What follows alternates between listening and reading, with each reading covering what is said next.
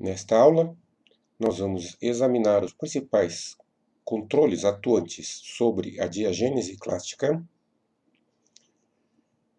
a nomenclatura dos constituintes diagenéticos quanto à sua localização, seu hábito, critérios para a identificação da sequência da ordem diagenética da sua formação durante a evolução dos arenitos e conglomerados, e os principais processos e produtos da eudiagênese continental sob o clima seco. Os controles atuantes sobre a diagênese clástica podem ser subdivididos entre controles composicionais e controles não composicionais.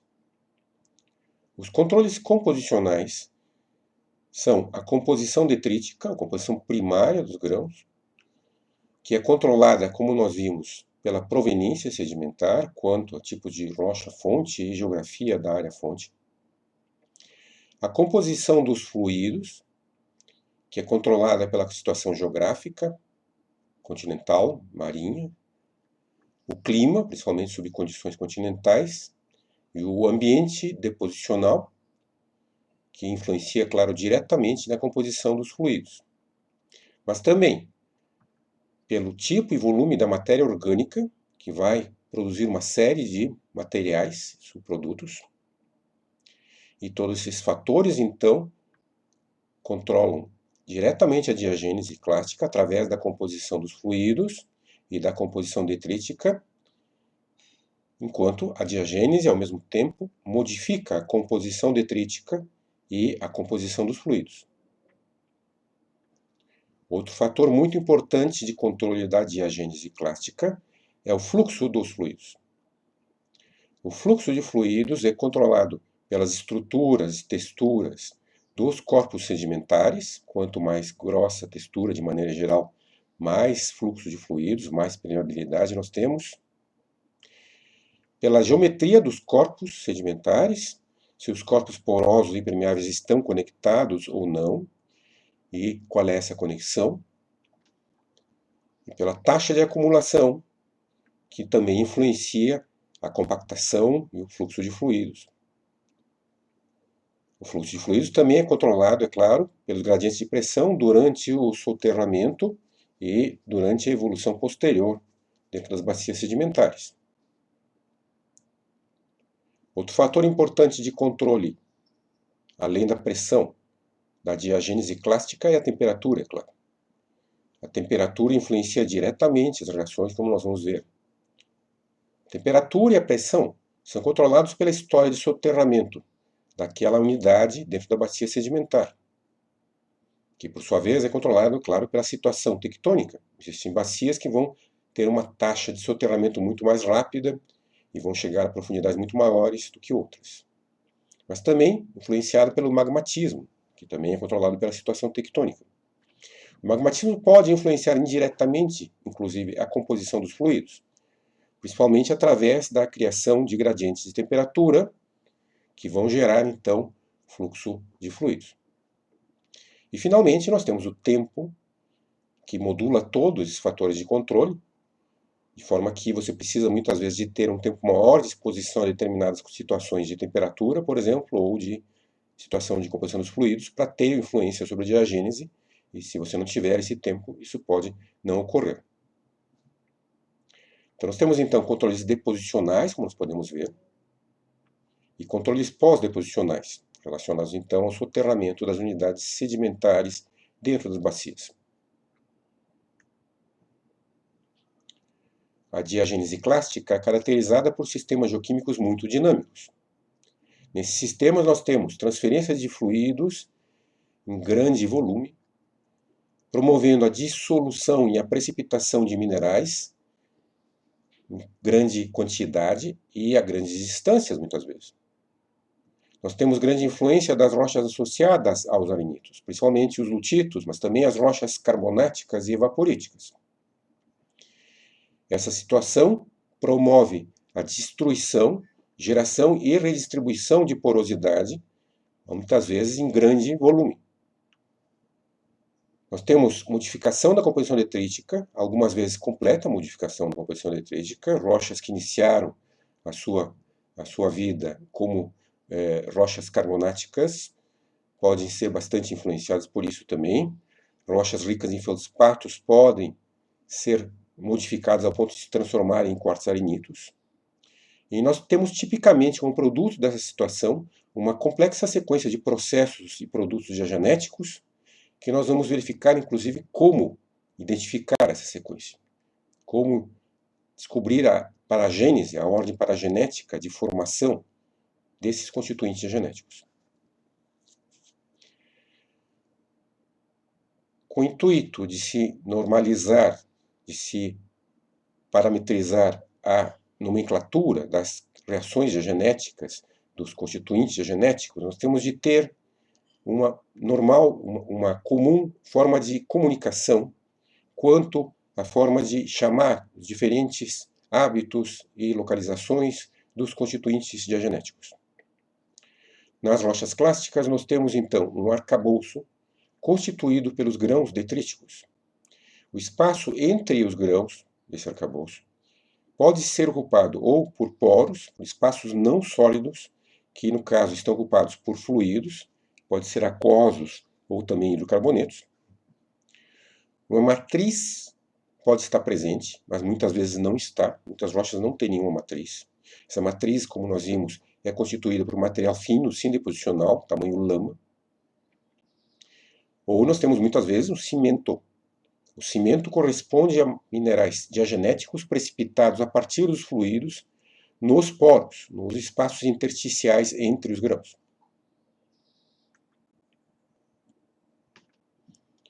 Nós temos uma nomenclatura, então, para as texturas dos constituintes diagenéticos, quanto à sua localização e hábitos. Nós temos cimentos de preenchimento de poro, em inglês pore fill, que podem ser agregados microcristalinos ou um mosaico de cristais maiores, ou mesmo grandes cristais, cada cristal engolfando diversos grãos. Chamamos esse hábito de hábito poiquilotópico. Cada cristal tem mais do que 2 grãos. Preenchimento parcial também pode ocorrer, com cristais euédricos. A gente usa o termo blocoso, muitas vezes, para se referir a esses cristais, ou então prismático, de acordo com o hábito. Nós temos aqui, de forma muito esquemática, então, essas diferentes formas de preenchimento total ou parcial dos poros. Podemos ter um preenchimento de poros macrocristalino. Podemos ter um preenchimento de poros microcristalino, um pore fill, então. Podemos ter um preenchimento de poro poiquilotópico, no qual os cristais são maiores do que os grãos e cada cristal engolfa diversos grãos. Nós podemos ter um preenchimento parcial de poros, por cristais blocosos, como é o caso aqui. E também nós podemos ter diferentes localizações dos constituintes diagenéticos. Podemos, em vez de ter um preenchimento de poros, ter um recobrimento de grãos, circundando os poros, como se chama em inglês pore lining. Nesse caso, o constituinte diagenético tem uma afinidade pela superfície das partículas, dos grãos. Essa distribuição dos constituintes de recobrimento de grãos pode variar. Nós podemos ter o que a gente chama de cutículas, ou coatings, em inglês, formada por cristais tangenciais à superfície dos grãos, ou então sem estrutura particularmente, de forma criptocristalina ou amorfa, que está esquematicamente então representado cutículas circundando os poros, circundando os grãos. Podemos ter também franjas formadas por cristais orientados perpendicularmente à superfície dos grãos. Cada cristal cresce de forma perpendicular à superfície dos grãos, formando então essas franjas. Rims, em inglês, ou fringes também. Nós também podemos ter outra forma de recobrimento dos grãos, que são chamados de crescimentos secundários, ou sobrecrescimentos também. Em inglês, overgrowths. Os overgrowths correspondem a cristais de composição similar aos dos grãos detríticos, com orientação óptica igual a esses grãos. Isso é muito típico para o quartzo. Chama esses crescimentos com a mesma orientação óptica dos grãos de sintaxiais, ou diferente da dos grãos. A gente chama esses crescimentos de epitaxiais. Nesses casos, apesar da composição dos crescimentos ser similar à dos grãos, tipicamente não é exatamente igual à dos grãos hospedeiros. Outras texturas de constituintes diagenéticos, nós temos projeções prismáticas, que em vez de se distribuírem recobrindo a superfície como os crescimentos, só cresce a partir de um ponto. A gente chama isso de projeções prismáticas, então, ou outgrowths. Nós temos hábitos radiados ou esferulíticos radiados, ok? Crescendo a partir de um ponto. Fibro-radiados, pode ser. Nós temos livrinhos, tradução de booklets em inglês, que são lamelas empilhadas, né, formando então esses livrinhos, ou vermicular, diversas lamelas empilhadas. Caulnita gosta, por exemplo, desse hábito. E nós temos também formas colomórficas, como botroidais, formadas tipicamente por fases criptocristalinas ou amorfas, como por exemplo a opala.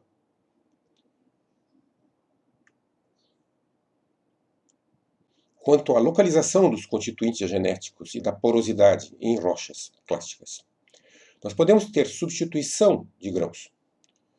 Nesse caso, o constituinte genético está se formando no lugar do constituinte detrítico. Isso pode se dar por dissolução e precipitação simultânea ou depois de determinado tempo no mesmo lugar em que havia então o constituinte primário. Essa substituição pode ser marginal, a margem do grão está então substituída parcialmente pelo constituinte genético, a gente chama isso de corrosão, substituição marginal. Pode ser interna, segundo clivagens, fraturas, zonação do grão. Ou pode ser completa, de forma a formar um pseudomorfo, constituinte diagenético com a mesma forma do grão que foi totalmente substituído. A dissolução dos grãos da mesma forma pode ser marginal, interna, gerando grãos alveolados, honeycombed em inglês, ou poros intragranulares, portanto, dentro dos grãos, ou total, gerando moldes, buracos com a forma dos grãos que foram dissolvidos, poros móldicos. A localização textural dos constituintes genéticos e da porosidade, portanto, em rochas clásticas, pode ocupar 4 diferentes localizações. Nós podemos ter localizações intergranulares entre os grãos. Podemos ter localizações intragranulares dentro dos grãos. Nós podemos ter localizações em fratura, novo espaço gerado, portanto, pelo fraturamento, e essa fratura pode afetar diversos grãos, chamamos isso de fratura de rocha. Ou uma fratura só em um grão, se limitando a um grão, fratura de grão. Agora, alguns critérios para a interpretação da sequência diagenética, chamados de regras de paragênese. Inicialmente, quanto a tempo da cimentação versus a compactação. Se nós temos um constituinte diagenético entre muitos dos grãos, grande parte dos grãos está separado pelo constituinte diagenético, e não se tocam em muitos lugares, nós dizemos que esses constituintes são pré-compactação. Eles se formaram antes que houvesse a compactação dos grãos, portanto. Se os constituintes diagenéticos estão sistematicamente ausentes dos contatos entre os grãos, nós dizemos que esses constituintes são pós-compactação. Houve primeiro a compactação e depois os constituintes foram precipitados. Se os constituintes diagenéticos estão entre alguns dos grãos e entre outros grãos estão ausentes, isso pode ser devido a que a cimentação está ocorrendo durante a compactação, sim, compactação, ou então que houve uma cimentação parcial em alguns pontos, pré-compactação, enquanto em outros lugares não houve essa cimentação. E daí você tem, então, a compactação dos grãos não cimentados.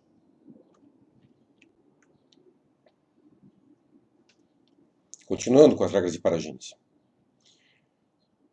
Coberturas de grão, franjas, cutículas ou crescimentos contínuos ao redor dos grãos acompanham grande parte da superfície dos grãos. São tipicamente pré-compactação. Eles se formaram antes que os grãos fossem aproximados e compactados, de forma a conseguir cobrir a superfície dos grãos de forma mais ou menos contínua.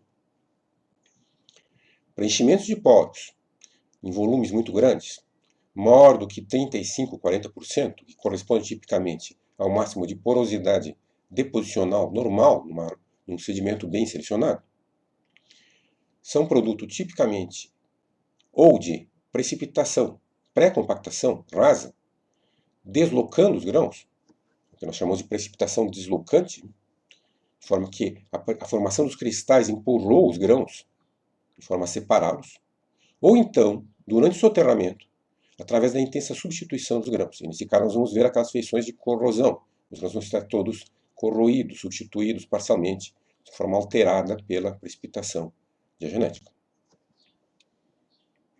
De maneira geral, grandes volumes intergranulares indicam, como nós vimos, ou uma precipitação precoce e rasa do cimento intergranular, inclusive ao ponto, muitas vezes, de deslocar os grãos.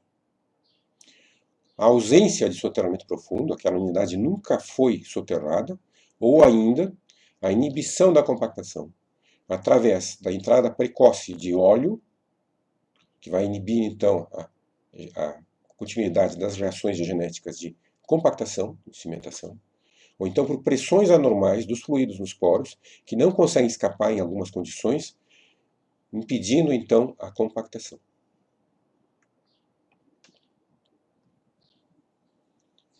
Agora, nós vamos examinar os principais produtos e processos característicos da eodiagênese clástica continental sobre ambientes de clima árido e semiárido. A eodiagênese, lembro vocês, é então caracterizada por processos controlados diretamente pelo ambiente superficial, que é comumente o próprio ambiente deposicional. Na eodiagênese continental, portanto, o principal fluido envolvido é a água meteórica. A água meteórica é tipicamente caracterizada por uma principal quantidade de ânion, sendo bicarbonato, vindo do CO2 atmosférico ou da ação de vegetação em outros organismos, os solos, e uma baixa quantidade de sulfato. Tipicamente, ela apresenta uma baixa concentração inicial, bem diluída, vinda da água da chuva ou da neve, que pode, no entanto, ser concentrada por evaporação, ao ponto de formar salmouras altamente concentradas, como em alguns lagos salinos. Na eodiagênese continental sobre clima seco, nós temos, tipicamente, uma intensa circulação da água, desde os pontos de recarga até os pontos de descarga da água subterrânea ou superficial, e intensa evaporação da água. Essa situação normalmente produz intensa oxidação da matéria orgânica, muito pouca preservação da matéria orgânica, e intensa oxidação do ferro. O resultado disso vai ser a formação de hematita, óxido de ferro. A hematita, nas rochas clásticas, é proveniente da oxidação dos minerais ferromagnesianos, detríticos tipicamente, minerais pesados contendo ferro, ou biotita também, e isso então constitui uma espécie de avermelhamento secundário.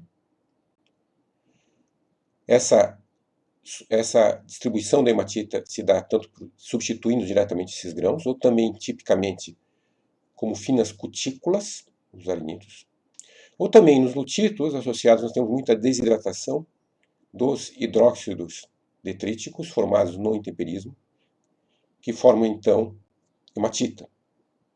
Esses hidróxidos foram depositados junto com as argilas. A quantidade de hematita nas sequências continentais confere a elas uma cor vermelha característica, por isso nós chamamos essas sequências de red beds. Inclusive, em climas úmidos pode ocorrer grande quantidade de formação de hematita, tipicamente formando o que nós chamamos de ferricretes ou lateritos, com depósitos importantes de hematita, como crostas, concreções, etc. Ao ponto de, inclusive, de inibir os processos diagenéticos posteriores, como nós vamos ver em climas úmidos. Mas em climas secos, a hematita aparece tipicamente em quantidades menores, substituindo os grãos, ou formando cutículas. A hematita formada na eodiagênese pode ser removida durante o soterramento pela ação de fluidos redutores e solventes. Nós vemos aqui foto com luz convergente, luz intensa, de um arenito, onde grãos estão sendo alterados a hematita. Nós vemos no centro um grão de anfibólio, E esse grão de anfibólio está sendo então dissolvido e alterado, liberando ferro para formar hematita. Nós vemos a hematita também cobrindo os grãos ao redor, na forma de cutículas.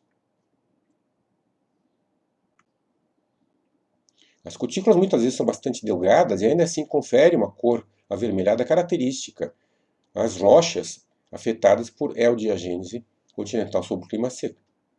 Nós vemos nesse arenito cutículas contínuas, então, pré-compactação, claramente, finas, mas contínuas, de hematita, cobrindo os grãos.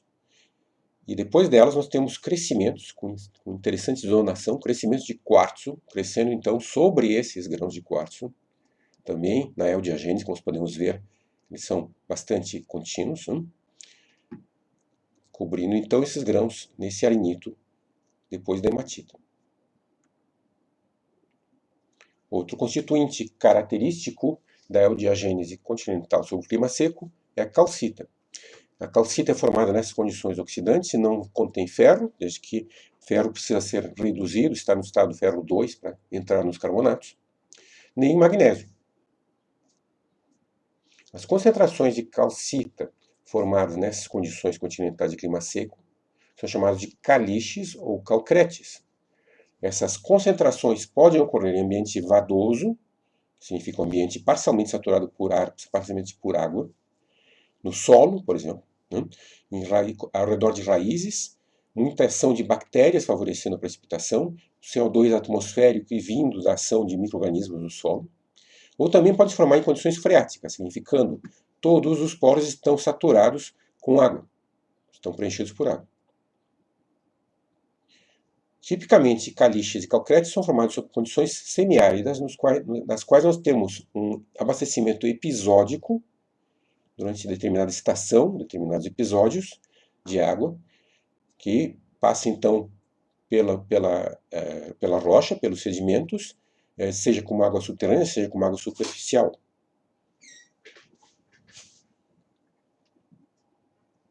Nós temos, então, formação desses carbonatos como nódulos, lentes, níveis maciços, crostas ou risólitos, com concreções muitas vezes ao redor das raízes. As texturas produzidas são microcristalinas, tipicamente, com um mosaico fino, concrecionais e fibrosas, excepcionalmente poiquilotópicas. A precipitação deslocante da calcita nessas condições é comum.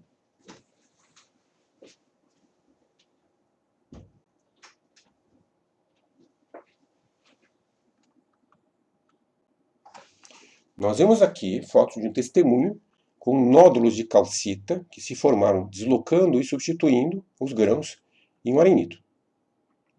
Nós vemos que alguns nódulos estão inclusive coalescendo, se formando nódulos maiores. Nós vemos aqui agora foto de uma lâmina delgada que tem pequenos nódulos de calcita se formando, deslocando os grãos. Você pode ver que os grãos foram empurrados pela precipitação da calcita. E nós temos também uma interessante zonação concêntrica do nódulo, dado pela presença de hematita. Agora nós vemos concreções formadas originalmente ao redor de raízes de calcita, então, preenchendo e recobrindo essas raízes em um calcrete da zona vadosa.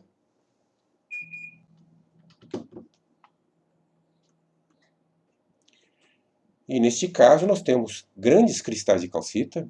Toda a área mostrada nessa foto está ocupada por apenas 2 cristais, esses 2 cristais, de então disposição poiquilotópica, enormes cristais de calcita,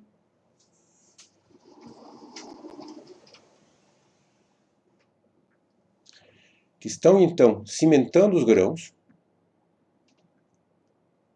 Antes da compactação, nós podemos ver os grãos não têm praticamente compactação, nesse calcrete de zona freática. Assim como a calcita, nós podemos ter também dolomita, formando concreções similares aos calcretes, que nós chamamos de dolocretes, tipicamente sob condições mais áridas do que as concentrações de calcita. Essa dolomita é precipitada, então, por fluidos com alta razão magnésio-cálcio, através tipicamente da remoção do cálcio pela precipitação da calcita, ou de sulfato de cálcio também, precipitados a montante no fluxo dos fluidos nesses ambientes. Nós vemos aqui uma representação esquemática disso, com a formação inicial de calcita, e depois, a partir de determinado ponto, nós temos uma concentração do magnésio para formar dolomita, e também argilas com magnésio associadas muitas vezes, assim como outras fases que nós vamos ver, características então desse ambiente de clima árido.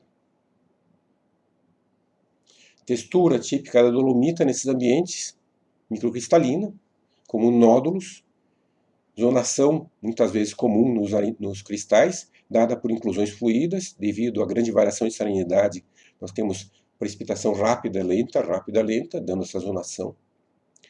Excepcionalmente pode ser inclusive poiquilotópica.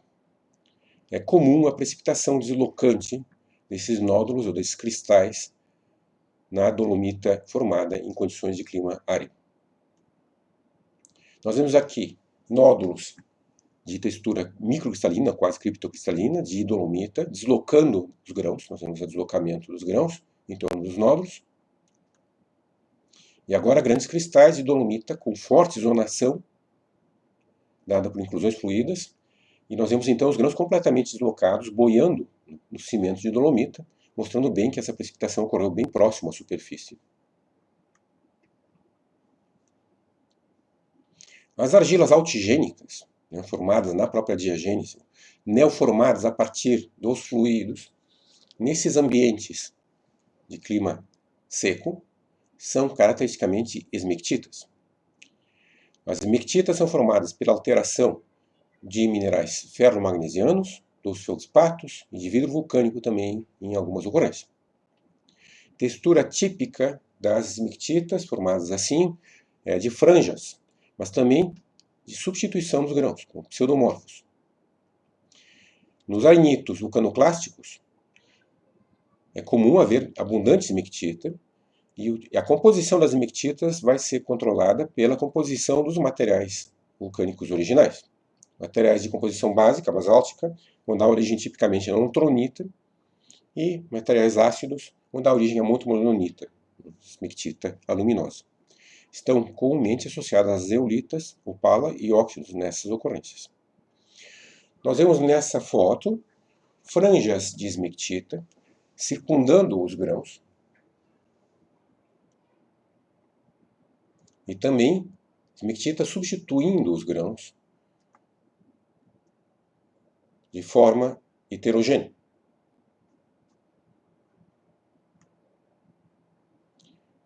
Imagem, microscópio eletrônico de varredura, dessas franjas de esmectita cobrindo os grãos. Vocês podem ver uma feição altamente microporosa, com formação dos cristais bastante defeituosa, algo como um favo, tridimensionalmente contínuo, com grande superfície específica, e isso vai permitir, inclusive, que a esmectita reaja bastante durante a diagênese posterior. Outra forma de ocorrência das argilas nesses ambientes de clima seco é a das argilas mecanicamente infiltradas.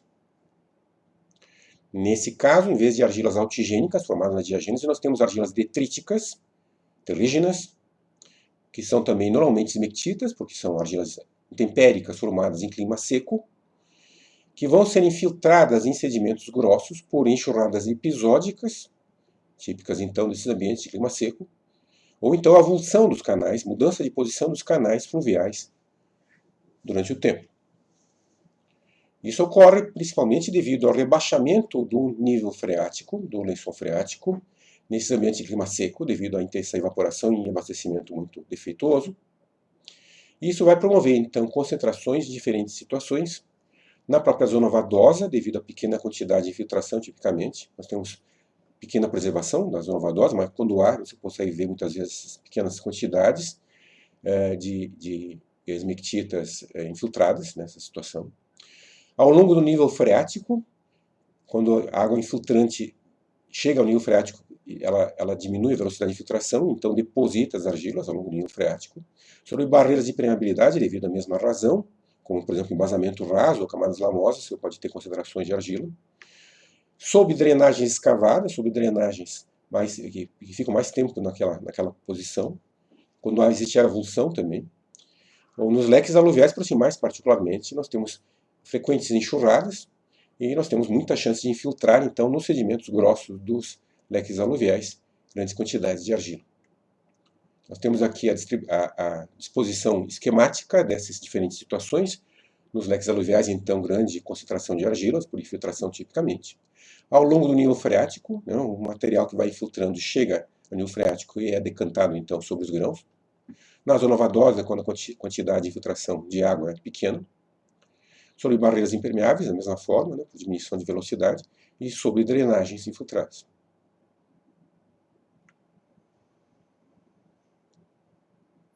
As texturas dessas argilas mecanicamente infiltradas, cutículas, tipicamente, né, contínuas. Em grande quantidade também você passa a ter massas preenchendo os poros, agregados maciços caóticos. Agregados vadosos, tipicamente com disposição geopetal, pendulares, como gotas, né, na posição da água, ou em menisco, né, essa posição da água na zona vadosa. Muitas vezes contendo impurezas, essas argilas, porque são argilas detríticas, então você vai ter matéria orgânica, óxidos, silt junto com elas. Tipicamente, muito comum também feições de desidratação e de contração diagenética, shrinkage em inglês, gerando então descolamento e fragmentação dessas cutículas, porosidades de contração. Em grande quantidade, grande espessura das cutículas, elas podem inclusive inibir a diagênese posterior e preservar parte da porosidade. Mas é claro que se tiver muita argila infiltrada, você vai entupir os poros e vai prejudicar tremendamente a porosidade e permeabilidade e criar barreiras de permeabilidade em reservatórios tipicamente fluviais ou outros reservatórios continentais afetados por essa infiltração, como por exemplo na formação Sergi, da bacia do Recôncavo, na formação Açu, da bacia do Potiguar, que são importantes reservatórios fluviais nessas bacias. Nós temos barreiras de permeabilidade geradas por infiltração de argila e também em algumas bacias do sudoeste da América do Norte. Nós vemos aqui, então, essas cutículas de argila infiltrada. Nós podemos ver que as cutículas elas são mais ou menos contínuas, mas são bastante variáveis quanto à espessura. A gente diz que elas são anisópacas, não tem espessura igual, não tem uma variação grande de espessura, porque o processo de filtração é um processo físico, não é um processo químico irregular, um processo um tanto irregular. Ou então, né, podemos ter grandes quantidades de argila formando agregados maciços caóticos. Podemos ver que a infiltração começou como cutículas e depois, então, houve mais infiltração a ponto de ocupar totalmente os poros desse nível. Na zona vadosa, nós podemos ter esses agregados pendulares, formando-se, então, com base na disposição da água, ou também esses meniscos entre os grãos, característico, então, da disposição da água na zona vadosa. É comum, então, a contração dessas argilas, formando poros de contração, descolando as cutículas da superfície dos grãos, fragmentando as cutículas. Então, temos porosidade de contração, nesse caso, formada por esse processo. Outro constituinte comum nas condições continentais diagenéticas de clima seco são silcretes. Silcretes são tipicamente formados sob clima árido, concentração de sílica em ambientes continentais de clima árido. Nessas condições temos um pH bastante alcalino, que dissolve parte dos silicatos detríticos. A sílica em solução vai se concentrar, então, por evaporação e vai precipitar. E também é muito comum quando você tem alteração de rochas vulcânicas, que são fontes importantes de sílica. E nesses ambientes, então, nós temos a chance de formar concentrações chamadas silcretes, nos quais a mineralogia e a textura vai ser função da concentração da sílica e de outros íons associados, como magnésio e sódio. As formas de sílica nos silcretes podem variar bastante. Nós podemos ter opala, lembra você, sílica amorfa, hidratada, com condições de formação sob alta concentração de sílica e de outros íons. A opala é metastável, tipicamente no soterramento. Ela se forma como cutículas cobrindo os grãos, que dão um aspecto brilhante aos grãos, que a gente chama de verniz do deserto, como agregados colomórficos embolotados ou maciços, preenchendo os poros também. Nós temos calcedônia, diversas formas diferentes de sílica fibrosa, como franjas, ou como esferulitos, tipicamente. Nós temos quartzo microcristalino, microquartzo, chamado genericamente também de chert, que corresponde a uma concentração menor do que a opala, para sílica, que pode preencher os poros intracelulares de forma deslocante, formando nódulos ou massas. E nós temos diversas formas também de megaquartzo, de quartzo macrocristalino, precipitado tipicamente a partir de soluções mais diluídas, com mosaicos, franjas prismáticas, crescimentos. O grande país atualmente para a formação de silcretes é a Austrália. Nós temos grande extensão do Outback australiano com silcretes. Na África do Sul também, bem importante. Algumas localidades do noroeste do Brasil. No sul, nós temos a formação Botucatu, logo abaixo das lavas, com grande quantidade de sílica formada logo após a extrusão das lavas. Não sob nenhum efeito térmico dessas lavas, mas sim da sílica liberada pela alteração dessas lavas em baixa temperatura. Nós vemos aqui foto de um testemunho com nódulos de sílica se coalescendo e formando nódulos maiores nesse silcrete. E agora, foto em lâmina delgada de cutículas de opala cobrindo de forma contínua esses grãos. A gente chama de verniz do deserto. E que são cobertos, nesse caso, por algumas argilas, impurezas, filtradas. De novo aqui com cutículas de opala, nós vemos material isotrópico, mais ou menos, cobrindo os grãos. E depois, sobre essa cutícula de opala, nós temos calcedônia formando esferulitos, agregados radiados de calcedônia, preenchendo os poros e deslocando os grãos. Agora, nesse caso, nós temos crescimentos de quartzo, mais ou menos contínuos, pré-compactação. Os contatos entre os grãos são só pontuais, como podemos ver, formados provavelmente em um silcrete na zona freática. Outro constituinte que se forma em condições eodiagenéticas de continentais de clima seco são os feldspatos. A origem desses feldspatos formados na eodiagênese é tipicamente a dissolução dos feldspatos detríticos, mas também a alteração de micas, muitas vezes. Eles vão dar, então, esse potássio, vai se combinar com sílica em solução, concentrada a partir de evaporação, para formar, então, esses feldspatos. Os feldspatos diagenéticos têm estrutura mais perfeita e composição mais pura do que os feldspatos de alta temperatura detríticos. Isso vai fazer, inclusive, que eles sejam mais resistentes às reações diagenéticas posteriores, como dissolução ou substituição, alteração, sendo preservados enquanto os grãos detríticos podem ser, então, afetados.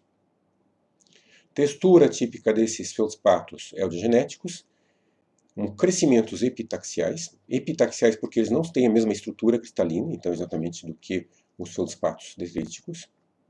Também como substituição pseudomórfica de feldspatos detríticos por agregados microcristalinos. Então no aspecto turvo, a gente chama de aspecto vacuolizado a esses grãos substituídos. Exemplos: Permo Triássico, da Espanha e da Inglaterra, uma formação a sul, de novo, Cretáceo da Bacia Potiguar. Aqui nós temos fotos a foto dessa unidade, formação a sul, com crescimentos de feldspato epitaxiais, com orientação um pouco diferente da dos grãos, como a gente pode ver, que estão sendo seguidos por argilas esmectíticas, em forma de franjas de massas de argilas esmectíticas.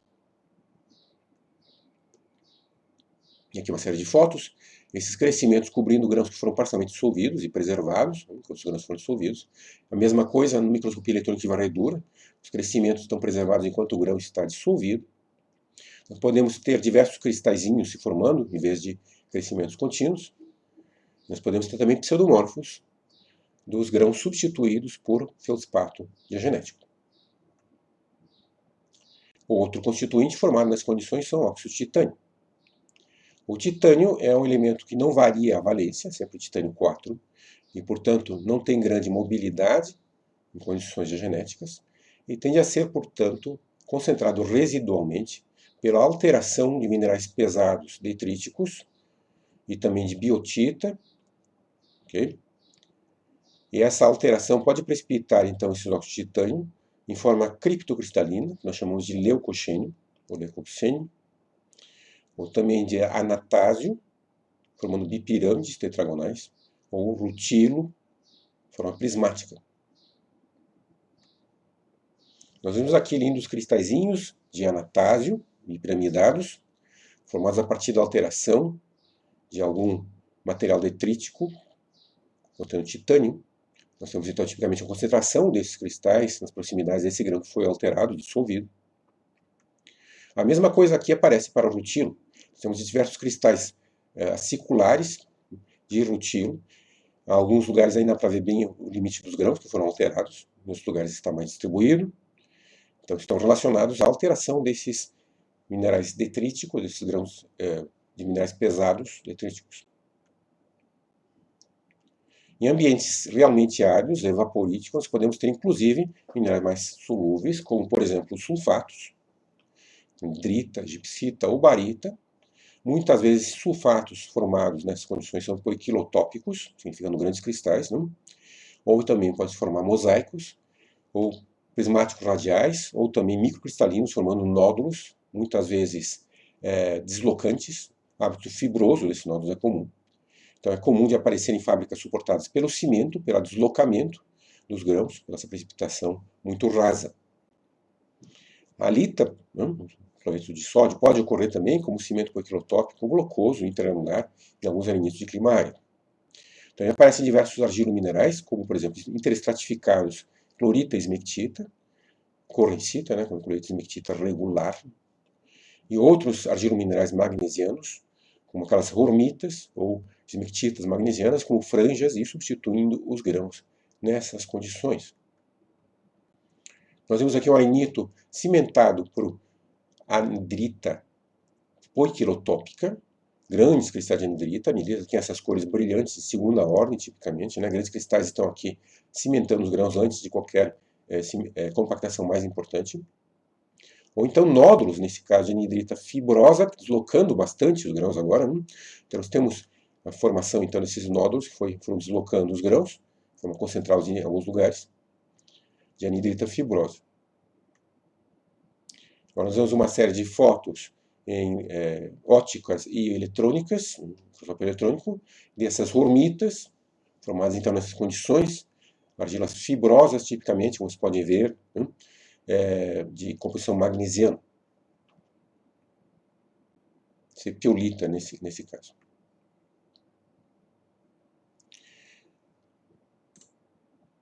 A leitura indicada para esses conteúdos é o artigo do Worden e do Burley, Sandstone Diagenesis, Evolution of Sandstone, está nos materiais de aula distribuídos. Nós vamos ver todos esses diferentes tipos de hábitos, localizações e constituintes característicos da eodiagênese continental e de outros ambientes genéticos nas nossas aulas práticas. Obrigado.